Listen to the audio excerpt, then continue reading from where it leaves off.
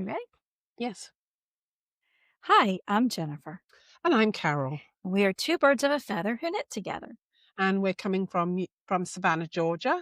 The Frayed Knot is our little local yarn store, and Jennifer is the owner. And so that's what you can see in the background. And we're going to bring to you today a few samples that people had questions about in our previous episodes. These are all of our samples that are out for our children, our baby sweaters. So they're very popular when you need to get a quick sweater on the needles for something. And the first one we have is called the Buddy Top, and it can be found in this book by Rowan. So cute. The shaping up there. It's just a nice little top-down yoke sweater. Very simple. And the cotton is Summerlite, Rowan Summerlite DK. It feels really nice. And you can see, if I hold it a little closer, you can see that the yarn looks a little thinner on the ball. It sort of poofs out and blooms a little bit when you work with it and when you wash it and block it. Washing and blocking, we've talked about before. It's very, very important. Always hand wash your hand knits. You put a lot of effort into them. It's worth putting a little effort into the washing. It doesn't take long. When you block it, you have to either pin it out or lay it out. But when you wash it after that, all you do is lay it on a towel. It takes hardly any time, especially with these tiny things. And behind us, I was going to show you some soak before I made a conundrum there. Soak is one of the products that we really enjoy using. It's a low rinsing soap that you can use for all of your knitwear goods, as well as masks when we're all wearing our mask. It's great for lingerie. We're kind of low at the moment because it is very popular, but we definitely recommend this for your fine.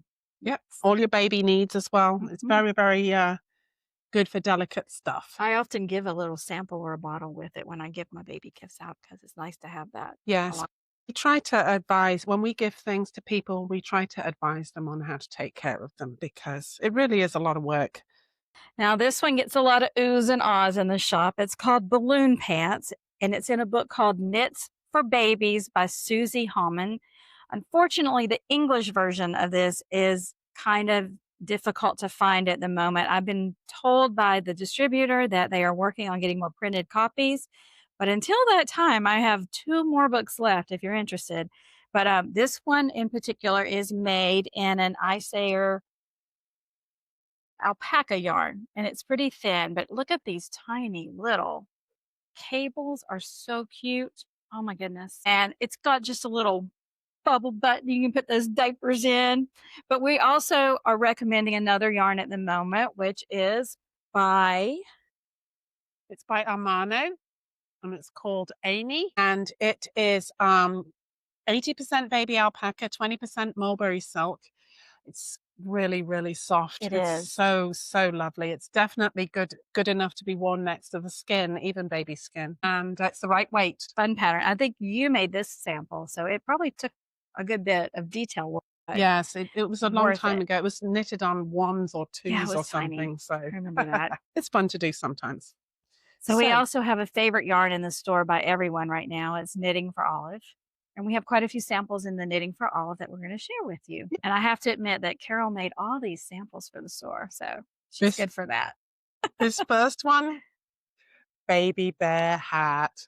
How cute is that?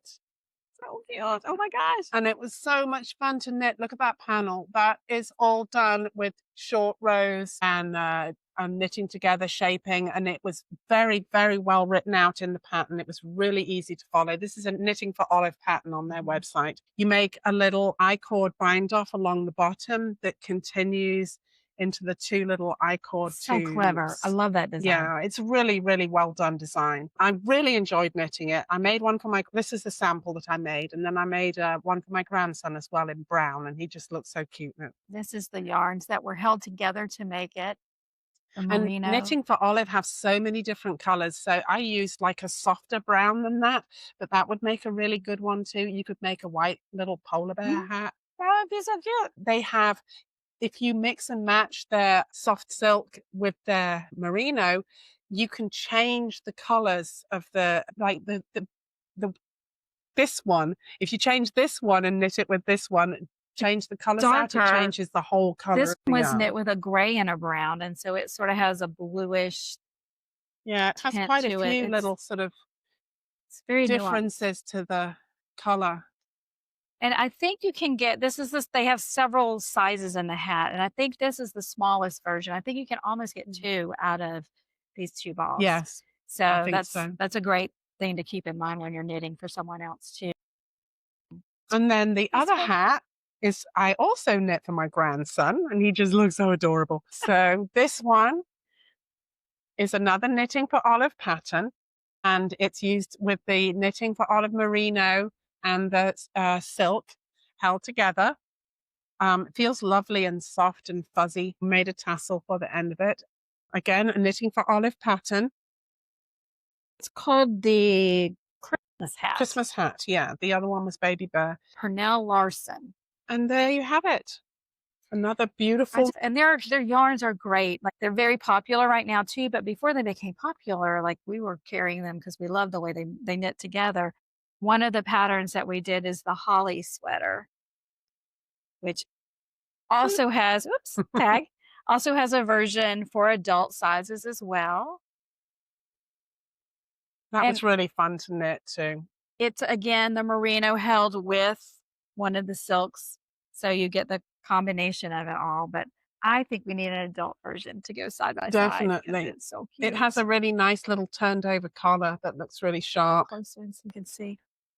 So, and I think I did, I did Italian bind offs on the cuff and on the bottom to get a nice edge, and then the top is rolled over. So all the edges, it looks really sharp. Super cute and soft. So I would put my baby next to this. It's not scratchy like you would think some yarns are, but this one's really, really. And Knitting for Olive, even though there's been a lot of discussion about how difficult it is to get imported yarns, because this is from Denmark, you can get the imported yarns still at your local yarn shop. Yep, so check with them. They're not gone. Everybody has them still. And the last little sample we have is Willa. It is by Amanda Liley. You can find it on Ravelry. This one starts with little shell shapes, and then works up from the bottom. You could make this for a boy or a girl, I think, at some point. And there are several sizes. This is the 3T. What size is it? 6 months. So it's a 6 months, but it's done in felted tweed, which of course we have lots and lots of colors in that.